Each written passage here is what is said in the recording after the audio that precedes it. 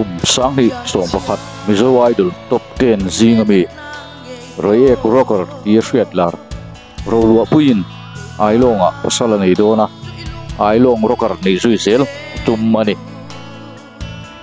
Reiek rocker rolwa pui RP pasal tur hi an kho thenom Ailawng khuami ro sang zuala aresa tia ko thin ania June nisari sang hi somni pali sotnu dar khata UPC Notice India biakin Ailawng anin nei dona in nei thuan tiam lai RP hi lal chuan sangi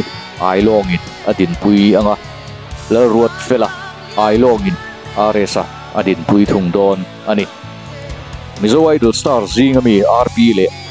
aresa te hi kumni vel an lo in zui to a khoin thenom an ni bok awangin an zia po anin chiang dun hlenin RP chuan asoya apasal tur chuan zailam po atui puin athop tha hle ni asoin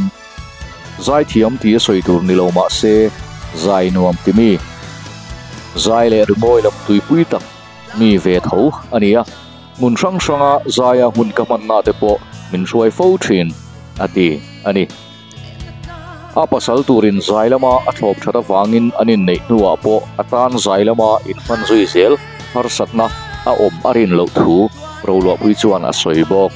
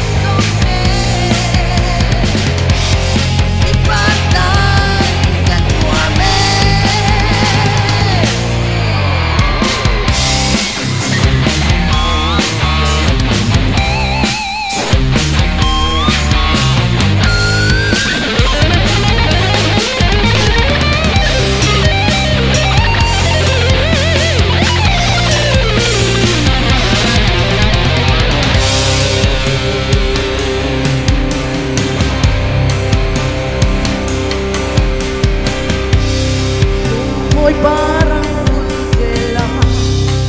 sa zong den kwan tôi chi matiang isona